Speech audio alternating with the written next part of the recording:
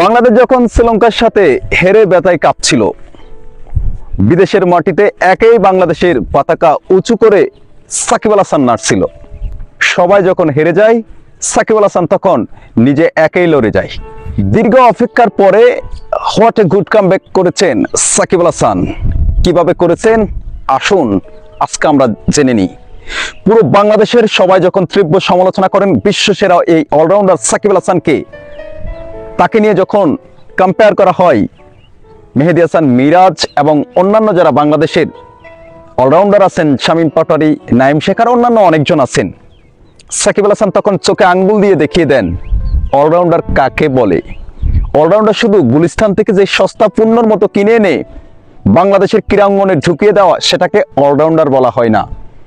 অলরাউন্ডারের কি কি দায়িত্ব, কি কি গুণ, সেটার প্রমাণ গতকালকে দুবাইতে টি-20 গ্লোবাল লিগে তিনি দেখিয়ে দিয়েছেন।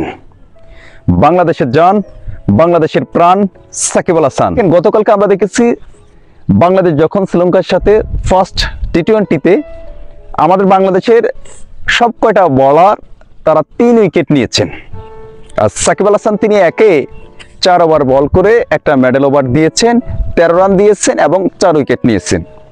ব্যাট হাতে সাকিব আল হাসান তিনি নিজে একা মাঠে নেমে অপরাজিত থেকে 37 বলে 58 রানের একটা ইনিংস খেলেছেন। অত্যন্ত চমৎকার খেলেছেন।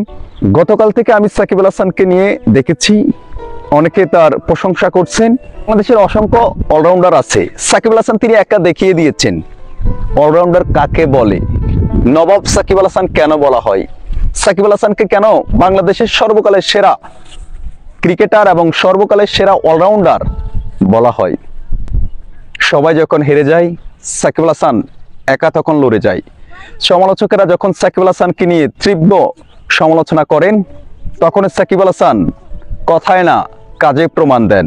আমাদের দেশে হবে সেই ছেলে কবে, কথায় না বড় হবে, কাজে বড় হবে।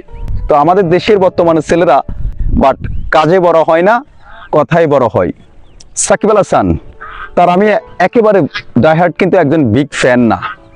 সাকিব আল হাসানকে আমি তীব্র নিন্দা প্রতিবাদ সবসময় করতাম। সাকিব আল হাসানের যদি কোনো খারাপ অকারেন্স, আপত্তিকর কোনো কিছু দেখতাম, যখন সাকিব আল হাসান দেখেছি বিদেশের মাটিতে একাই তিনি নড়ে গিয়েছেন।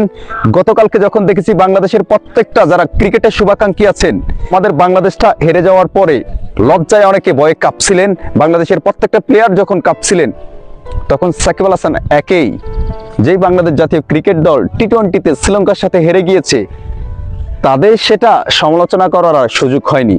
সাকিব আল হাসান একেই আমরা যারা ক্রিকেট প্রেমী আছি তাদের মুখে হাসি ফুটিয়েছেন।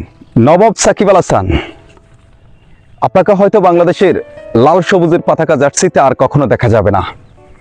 মিস করবো আপনার কোটি কোটি ভক্তরা, আপনার সেই ব্যাটিং, ফিল্ডিং এবং আপনার বোলিং অ্যাকশনকে। যখনই বাংলাদেশের মানুষ, কখনো বাংলাদেশ জাতীয় ক্রিকেট দলের প্রত্যেকটা প্লেয়ার হেরে যান, আপনি আপনার জায়গা থেকে, নীতি নৈতিকতা থেকে ক্রীড়াঙ্গনটাকে একেই আপনি নিজে লড়ে যান। ভালো থাকবেন।